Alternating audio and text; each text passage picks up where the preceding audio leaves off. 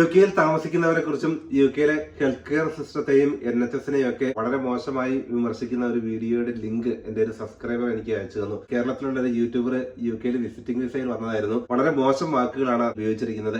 NHS സിസ്റ്റത്തെ കുറിച്ച് UK സെറ്റിൽ ചെയ്തിരിക്കുന്നവരെല്ലാം വളരെ നിലവാരമില്ലാത്ത വാക്കുകൾ ഉപയോഗിച്ചാണ് അദ്ദേഹം സംസാരിക്കുന്നത്. ഇയാളുടെ വീഡിയോ ഒന്നും ഞാൻ കാണാറില്ലായിരുന്നു. പക്ഷെ ഈ ഒരു ലിങ്ക് കണ്ടപ്പോൾ ഞാൻ കയറി നോക്കി. അദ്ദേഹത്തിന്റെ ചാനലില് വിമാനത്തിൽ യാത്ര ചെയ്യുന്നതും ഭക്ഷണം കഴിക്കുന്നതും ഒക്കെയാണ് അതിന്റെ കണ്ടന്റ്. ആർക്കും പ്രയോജനമുള്ള ഒരു കാര്യം അതിനകത്തുണ്ട് എന്ന് എനിക്ക് മനസ്സിലായില്ല.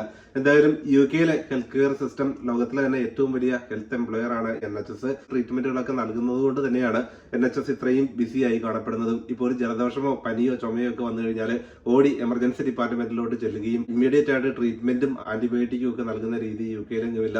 റിയൽ എമർജൻസി ആണെങ്കിലാണ് എമർജൻസി ഡിപ്പാർട്ട്മെന്റിലോട്ട് ചെല്ലേണ്ടത്. ചെറിയൊരു തൊണ്ടവേദനയാണ്, പനിയാണ് എന്നെല്ലാം പറഞ്ഞ് എമർജൻസി ഡിപ്പാർട്ട്മെന്റിലോട്ട് വരേണ്ട കാര്യമില്ല. ആ ഒരു രീതി ഈ രാജ്യത്ത് നിലനിൽക്കുന്നുമില്ല. NHS ജോലി ചെയ്യുന്ന ആയിരക്കണക്കിന് മലയാളികൾ ഉൾപ്പെടെയുള്ളവരെ UK സെറ്റിൽ ചെയ്തിരിക്കുന്നവരെ എല്ലാം അടച്ചാക്ഷേപിക്കുന്ന, തരം താഴ്ത്തി കാണിക്കുന്ന രീതിയിലുള്ള ഒരു മോശം വീഡിയോയാണ് ഈ ഒരു യൂട്യൂബറുടെ ഭാഗത്തു നിന്നും വന്നത്. ഒരു വർഷം ചുരുങ്ങിയത് 6 രാജ്യങ്ങളെങ്കിലും ഞാൻ വിസിറ്റ് ചെയ്യാറുണ്ട്. ഓരോ രാജ്യത്ത് നമ്മൾ ചെല്ലുമ്പോഴും അവിടുത്തെ ഹെൽത്ത് കെയർ സിസ്റ്റത്തെ കുറിച്ച് കൃത്യമായിട്ട് അറിഞ്ഞിരിക്കുക, അതേക്കുറിച്ച് മനസ്സിലാക്കി ട്രാവൽ ഇൻഷുറൻസ് എടുത്ത് അങ്ങോട്ട് യാത്ര ചെയ്യുക.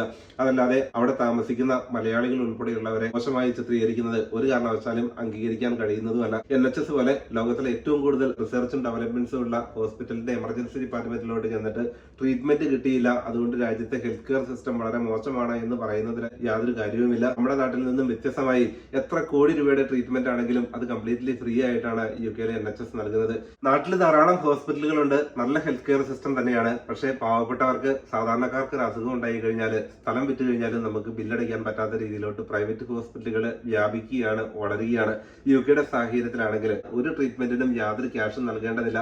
കുട്ടികൾക്കുള്ള SMA പോലുള്ള ട്രീറ്റ്മെന്റിന് ഇന്ത്യൻ രൂപയിൽ കാൽക്കുലേറ്റ് ചെയ്ത് കഴിഞ്ഞാൽ മെഡിസിന്റെ വില തന്നെ ഏകദേശം 20 കോടിയോളം രൂപയാണ്. ഇതെല്ലാം കംപ്ലീറ്റ്ലി സൗജന്യമായാണ് NHS നൽകുന്നത്. ക്യാൻസർ ട്രീറ്റ്മെന്റ് ആണെങ്കിലും മറ്റ് എമർജൻസി ട്രീറ്റ്മെന്റുകളാണെങ്കിലും ബ്രെയിൻ കണ്ടീഷൻ ആണെങ്കിൽ, ബ്രെയിൻ സർജറികളാണെങ്കിൽ, ഹാർട്ട് കണ്ടീഷൻ ആണെങ്കിൽ, കീമോതെറാപ്പി ഉൾപ്പെടെയുള്ള ട്രീറ്റ്മെന്റുകളാണെങ്കിൽ ഇതെല്ലാം ലക്ഷക്കണക്കിന് രൂപ ചിലവുള്ള ട്രീറ്റ്മെന്റുകളാണ്. പ്രത്യേകിച്ചും ഓരോ മണിക്കൂറിനും ഡോക്ടേഴ്സിനും നഴ്സസിനും ഒക്കെ ഇത്രയധികം സാലറി നൽകുന്ന ഒരു രാജ്യത്ത് അതെല്ലാം സൗജന്യമായി നൽകുന്ന ഒരു ഗവൺമെന്റ് സിസ്റ്റമാണ് രാജ്യത്ത് പ്രവർത്തിക്കുന്നത്. ഈ വീഡിയോ കണ്ടിട്ട് മാത്യച്ചേട്ടൻ എന്നോട് അഭിപ്രായം പറഞ്ഞു. അദ്ദേഹത്തിന്റെ വാക്കുകൾ നമുക്ക് കേൾക്കാം.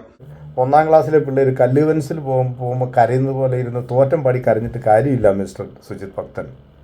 അതാത് രാജ്യത്തെ നിയമങ്ങൾ എന്താണെന്നുള്ള ഒരു പരിധി വരെ മനസ്സിലാക്കാനുള്ള ഒരു സാമാന്യ വിവേകം കാണിക്കണം. എന്നിട്ട് ആ നാട്ടിൽ ജീവിക്കുന്ന ആളുകളെല്ലാം അടച്ചാക്ഷേപിക്കുക. ഞങ്ങളെപ്പോലുള്ളവരൊക്കെ അമ്മമാരാണെന്ന് താങ്കൾക്ക് പറയാൻ എങ്ങനെയാണ് തോന്നിയത്? അവരെ മോശക്കാരായിട്ട് ചിത്രീകരിച്ചുകൊണ്ട് സുജിത് ഭക്തൻ അങ്ങനെ തോന്നില്ലേ? അത് ശരിയായിപ്പോയോ? ആ വാക്ക് ശരിയായിപ്പോയെന്നാണ്. പാർലമെന്ററി വേർഡാണോ? എനിക്ക് അറിയത്തില്ല. എന്താണ്, എന്തോ ക്രിമിയുടെ കാര്യം എന്തോ പറയുന്നത്, എന്താണ് അത്? അത്ര നല്ലൊരു വാക്കാണോ? അപ്പം അതേ വാക്ക് തിരിച്ച് സുജിത് ഭക്തനോട് ചോദിച്ചാൽ എങ്ങനെ ഉണ്ടാവും? ഇങ്ങനെയുള്ള രാജ്യങ്ങളിലൊക്കെ പോയിട്ട് സുജിത് ഭക്തൻ എന്താ ആ സംഗതി വല്ലതും ആണോ എന്ന് ചോദിച്ചുകൂടെ? ഇപ്പം എന്താ പറഞ്ഞ ക്രിമികൾ എന്തോ, ഞാനിത് പറയാൻ എനിക്ക് അത്ര വലിയ താല്പര്യമില്ല കേട്ടോ. അത് ആ വീഡിയോ കണ്ടവർക്കറിയാം. അതുകൊണ്ട് ഈ അമ്മാവന്മാർക്കൊക്കെ എന്തോ ഇവിടെ ആ പറഞ്ഞ എന്തോ അസുഖം ഉണ്ടെന്നാണ് നിങ്ങൾ പറഞ്ഞത്. അപ്പം ആ പറഞ്ഞ വാക്കൊക്കെ അത്ര നല്ല വാക്കാണോ? നിങ്ങൾക്കൊക്കെ എന്തെങ്കിലും 10 പൈസയ്ക്ക് മൂളയുള്ള ആളാണെങ്കിൽ ഇങ്ങനെയൊക്കെയാണോ ഒരു സമൂഹത്തിന് കൊടുക്കേണ്ട മെസ്സേജ്? നിങ്ങൾ ഇങ്ങനെയാണോ ഒരു കാര്യം പറയുന്നത്? ഈ ചാനലുകൾ കണ്ട ആളുകൾ പോലും ഇങ്ങനെ നിങ്ങളെ അത്ഭുതപ്പെടില്ല ഇങ്ങനെയുള്ള വാക്കുകൾ കേട്ട് കഴിഞ്ഞ് കഴിഞ്ഞാൽ. നിങ്ങൾ മറ്റുള്ളവർക്ക് നിങ്ങൾ ഇങ്ങനെയൊക്കെയാണോ ഒരു വാക്ക് ഉപയോഗിക്കേണ്ടത് പബ്ലിക് വേദിയിൽ? അതെന്തായാലും ഒട്ടും ശരിയായെന്ന് എനിക്ക് തോന്നുന്നില്ല കേട്ടോ. ആന്റിബയോട്ടിക്സ് എങ്കിലും തന്നുകൂടെ? നിങ്ങൾ എന്താണ്, നിങ്ങൾ കുറെ ലോകം കണ്ട ആളല്ലേ? നിങ്ങൾ പറഞ്ഞ അന്നേരം തന്നെ അവർ ആന്റിബയോട്ടിക്സ് അങ്ങ് എടുത്തു തരുക. നിങ്ങളാണോ പ്രിസ്ക്രൈബ് ചെയ്യുന്നത്? നിങ്ങളുടെ രോഗത്തിന്റെ മരുന്നും എനിക്ക് ഇന്നത് വേണമെന്ന് പറയുന്നത്? അങ്ങനെയാണെങ്കിൽ ഈ ഡോക്ടർമാർക്കൊന്നും വേറെ പണിയൊന്നുമില്ലല്ലോ. കുറച്ചും കൂടി സംസ്കാര സമ്പന്നനാണെന്ന് നിങ്ങൾ വിചാരിക്കുന്നു എങ്കിൽ, അങ്ങനെ വിചാരിക്കുന്നുണ്ടെങ്കിൽ മതി കേട്ടോ. അത് ഞങ്ങൾക്കാർക്കും തോന്നുന്നില്ല അങ്ങനെ സംസ്കാര സമ്പന്നത നിങ്ങൾക്കുണ്ടെന്ന് ഞങ്ങൾക്ക് തോന്നുന്നില്ല. അങ്ങനെ സംസ്കാര സമ്പന്നനായിരുന്നെങ്കിൽ നിങ്ങൾ ഇങ്ങനെയുള്ള വാക്കുകളൊന്നും പൊതുസമൂഹത്തോട് പറയുകയില്ലായിരുന്നു. താങ്കളുടെ അമ്മാവനാണോ ഞാൻ? അല്ലെ എന്നെപ്പോലുള്ള പ്രായമുള്ള ആളുകൾ? നിങ്ങൾക്ക് പറയാൻ പറ്റുമോ നിങ്ങളൊരു അമ്മാവനാകിയല്ലാന്ന്? എന്താണ് നിങ്ങൾ ഉദ്ദേശിച്ച അമ്മാവൻ? എന്താണ്? അമ്മയുടെ ആങ്ങള അല്ലേ? അതാണ് ഉദ്ദേശിച്ചത്. അതൊരു മോശമാണോ സുഹൃത്തെ? നിങ്ങളുടെ അമ്മയ്ക്ക് ആങ്ങളമാരുണ്ടെങ്കിൽ ആ അവരെ അമ്മാവൻ എന്ന് വിളിക്കുന്നത് ഒരു തെറ്റാണോ? അത് എങ്ങനെ വിളിക്കണം? മാതുലേയ എന്ന് വിളിക്കണോ? അതോ മാമ എന്ന് വിളിക്കണോ? ഇതെല്ലാം ഒന്ന് തന്നെയല്ലേ? അതുകൊണ്ട് ഈ അമ്മാവൻ എന്ന് വിളിച്ചത് ഒരു തെറ്റാണെന്നൊന്നും ഞാൻ പറയുന്നില്ല. പക്ഷെ അതിനകത്ത് ഒരു വ്യംഗ്യാർത്ഥം വെച്ച് വല്ലതും പറഞ്ഞിട്ടുണ്ടെങ്കിൽ അത് നിങ്ങളുടെ വിവരക്കേടാണ്. നിങ്ങൾ ഒരു ദിവസം അങ്ങനെ പറയപ്പെടും. മറ്റുള്ളവർ നിങ്ങൾ എന്നും ഇങ്ങനെ ഇരിക്കുമെന്നാണ് വിചാരിച്ചത്? നോ, നിങ്ങൾ കുറച്ച് കഴിയുമ്പം നിങ്ങളെ സമൂഹം വിളിക്കുന്നത് ഏത് തരത്തിലായിരിക്കും നിങ്ങൾ ചിന്തിച്ചോ. ഒരു വിരൽ നിങ്ങൾ ചൂണ്ടിക്കൊണ്ട് പറഞ്ഞതിൽ ആ സമയത്ത് തന്നെ 4 വിരൽ നിങ്ങളെ ചൂണ്ടിയിട്ടുണ്ടെന്ന് നിങ്ങൾ മറന്നു പോകണ്ട കേട്ടോ. ഞങ്ങളൊക്കെ ആരുടെയെങ്കിലുമൊക്കെ അമ്മാവന്മാരാ കേട്ടോ. ഞങ്ങൾക്കും ഉണ്ട് കുടുംബവും കുഞ്ഞുങ്ങളും പെങ്ങന്മാരും അനന്തരവന്മാരും അനന്തരവത്തികളും ഒക്കെ ഉണ്ട്. അതുകൊണ്ട് അമ്മാവനും നിങ്ങൾ വിളിച്ചെന്ന് വരുന്നത് ഞങ്ങൾക്ക് വിഷമമൊന്നുമില്ല കേട്ടോ. അങ്ങനെ തെറ്റിദ്ധരിക്കണ്ട, അതൊന്നും തിരുത്തിയെന്ന് മാത്രമേ ഉള്ളൂ. ഈ ട്രാവൽ ഇൻഷുറൻസ് എന്നൊക്കെ പറയുന്നത്, നിങ്ങൾ ഇത്രയും ലോകരാജ്യങ്ങൾക്ക് അറിഞ്ഞിട്ടുള്ള ആളല്ലേ. നിങ്ങളൊരു ട്രാവൽ ഇൻഷുറൻസ് എടുക്കാതെയാണോ ഇത്രയും കാലം ഈ പറഞ്ഞ രാജ്യങ്ങളിലൊക്കെ പോയത്? നിങ്ങൾ ഈ പോകുന്ന രാജ്യത്ത് എവിടെയെങ്കിലും വെച്ച് നിങ്ങൾക്ക് എന്തെങ്കിലും സംഭവിച്ചു, നിങ്ങൾക്കൊരു ജീവഹാനി സംഭവിച്ചിരുന്നെങ്കിലോ നിങ്ങൾക്ക് എന്തെങ്കിലും 10 പൈസ നിങ്ങളുടെ കുടുംബത്തിന് കിട്ടുമോ? ഇല്ലല്ലോ. അപ്പോൾ ട്രാവൽ ഇൻഷുറൻസ് ആവശ്യമാണല്ലോ. ഒരു ആക്സിഡന്റ് ഉണ്ടായിട്ട് എവിടെയെങ്കിലും കിടപ്പിലായി കഴിഞ്ഞ് കഴിഞ്ഞാൽ ആ ചെല്ലുന്ന രാജ്യത്ത് നിങ്ങളുടെ നാട്ടിലുള്ള സർവ്വതും വിറ്റ് നിങ്ങൾ നാട്ടുകാരുടെ മുഴുവൻ വിറ്റാൽ പോലും നിങ്ങൾക്കത് കൊടുത്തു തീർക്കാൻ പറ്റുമോ? ഹോസ്പിറ്റൽ ബില്ല് നിങ്ങൾക്ക് അതിനെപ്പറ്റി വല്ല ബോധ്യമുണ്ടോ? അതൊക്കെ നിങ്ങൾക്ക് അറിയാമല്ലോ. അപ്പം നിങ്ങൾക്ക് ട്രാവൽ ഇൻഷുറൻസ് എടുക്കുന്നതിനെ പറ്റിയൊക്കെ നന്നായിട്ട് അറിയാമല്ലോ. നിങ്ങൾ പ്രൈവറ്റ് ഹോസ്പിറ്റലിലേക്ക് പോകാമല്ലോ. എന്തിനാണ് ഇവിടെ NHS നിങ്ങൾ പോയി അവിടെ പോയിരിക്കാൻ ആര് പറഞ്ഞു നിങ്ങളോട്? നിങ്ങൾ ട്രാവൽ ഇൻഷുറൻസ് എടുത്ത് വരണം മിസ്റ്റർ. എന്നിട്ട് നിങ്ങൾ ആ രാജ്യത്ത് നിങ്ങൾക്ക് സുഖമില്ലാണ്ട് വന്നു കഴിഞ്ഞാൽ നിങ്ങൾ നേരെ അവിടെ പോയിട്ട് എന്താ ചെയ്യേണ്ടത്? നിങ്ങൾ പ്രൈവറ്റ് ഹോസ്പിറ്റൽ, ഇവിടെ ഇഷ്ടം പോലെ പ്രൈവറ്റ് ഹോസ്പിറ്റലുണ്ട്. പിന്നെ ടാക്സ് പേ ചെയ്യുന്നുണ്ട്. എല്ലാവരും ഇവിടെ ടാക്സ് പേ ചെയ്യുന്നുണ്ട്. അവർക്ക് അതിനനുസരിച്ചുള്ള എല്ലാ ഫെസിലിറ്റീസും ഇവിടെ ഈ ഗവൺമെൻറ്റുകൾ കൊടുക്കുന്നുമുണ്ട്. പിന്നെ ഇമ്മീഡിയറ്റ് ആയിട്ട് ചില സാഹചര്യങ്ങളിൽ നമുക്ക് ചിലപ്പോൾ ചില ട്രീറ്റ്മെൻറ്റുകൾ കിട്ടാൻ വൈകും. അതിവിടെ നിന്നല്ല, ഇതുപോലുള്ള രാജ്യങ്ങളിൽ എല്ലായിടത്തും ഉണ്ട്. നാട്ടിൽ പറയുന്ന പോലെ ധർമാശുപത്രിയൊന്നുമല്ല, വലിയ പൈസ പേ ചെയ്യുന്നുണ്ട് നമ്മുടെയൊക്കെ ഓരോരുത്തരുടെയും പേരിൽ. ഒരു 10 പൈസ പോലും അവർ മേടിക്കുന്നില്ല. അത് ടാക്സ് പേ ചെയ്യുന്നതിൻ്റെ പേരിൽ തന്നെയാണെന്ന് കരുതിക്കോളൂ. ഇപ്പം നമ്മുടെ ആരുടെയെങ്കിലും പേരൻസ് ഇവിടെ നാട്ടിൽ വിസിറ്റിങ്ങിന് വന്നു കഴിഞ്ഞാൽ അവർക്ക് ഇവിടെ ട്രീറ്റ്മെൻറ്റ് കിട്ടുമോ? ഫ്രീ ഇല്ല. അവർക്ക് ട്രാവൽ ഇൻഷുറൻസ് എടുത്ത് വരണം, അവർക്ക് ട്രീറ്റ്മെൻറ്റ് കിട്ടും, അതിൻ്റെ പേയ്മെൻറ്റ് കൊടുക്കണം. NHS-ലായാലും അതിൻ്റെ പേയ്മെൻറ്റ് കൊടുക്കണം. ഈയിടെ ഒരാൾക്ക് 11,500 പൗണ്ടോളം ബില്ല് കിട്ടി. ഹോസ്പിറ്റലിൽ അഡ്മിറ്റ് ആയത് അവരുടെ പേരൻ്റ് ഒരാൾ ഇവിടെ സുഖമില്ലാണ്ടായിപ്പോയി, അഡ്മിറ്റായി കുറേ ദിവസം. വലിയൊരു പൈസ പേ ചെയ്യേണ്ടി വന്നവർ. ട്രാവൽ ഇൻഷുറൻസ് എടുക്കാതെ ആയിരുന്നു വന്നിരുന്നെങ്കിൽ അവരെന്ത് ചെയ്യുമായിരുന്നു? ആ പൈസ അവരുടെ കയ്യിൽ നിന്ന് ഉണ്ടാക്കി കൊടുക്കാൻ അവരെന്ത് പാടുപെടണമായിരുന്നു? അതാണ് ഞാൻ മുമ്പേ പറഞ്ഞത്. നിങ്ങളെപ്പോലെ ലോകം മുഴുവൻ ചുറ്റി നടക്കുന്ന ഒരു വ്യക്തിക്ക് പലതരത്തിലുള്ള കാലാവസ്ഥ, ക്ലൈമറ്റ് ചേഞ്ച് ഉണ്ട് അല്ലേ? അസുഖങ്ങൾ നിങ്ങൾ പ്രതീക്ഷിക്കണമല്ലോ. അങ്ങനെ വരുമ്പോൾ നിങ്ങൾ അതിനുള്ള പ്രിക്കോഷൻസാണ് നിങ്ങൾ എടുക്കേണ്ടത്. അല്ലാതെ ആ രാജ്യത്തെ കുറ്റം പറയുകയും അവിടെ അവരങ്ങനെയാണ് ഇങ്ങനെയാണ് എന്നിട്ട് പിന്നെ അമ്മാവന്മാരെന്നും പറഞ്ഞിട്ട് അവരെ ചീത്ത വിളിക്കുക, ഇതൊക്കെ നിങ്ങളെപ്പോലുള്ള ആൾക്ക് പറ്റുന്നത്. നിങ്ങളുടെയൊക്കെ വീഡിയോ കാണുന്ന മനുഷ്യന്മാരൊക്കെ നിങ്ങളെ റെസ്പെക്റ്റ് ചെയ്യുന്നത് നിങ്ങളുടെ വാക്കുകളും വായിൽ നിന്ന് വീഴുന്ന വാക്കുകളും അതിലെ കണ്ടന്റും ഒക്കെ വെച്ചിട്ടാണ്. മനസ്സിലായോ? അതിൻ്റെ മേലെ ചുമ്മാ നിങ്ങൾ വെറുതെ നിങ്ങളുടെ കഞ്ഞിക്കകത്ത് മണ്ണ് വാരി ഇടണ്ടെന്നേ എനിക്ക് പറയാനുള്ളൂ. നിങ്ങൾ അതുകൊണ്ടല്ലേ ജീവിക്കുന്നത്. നിങ്ങളുടെ ജീവിതം അതല്ലേ, നിങ്ങളുടെ ശമ്പളം, നിങ്ങളുടെ വരുമാനം അതല്ലേ.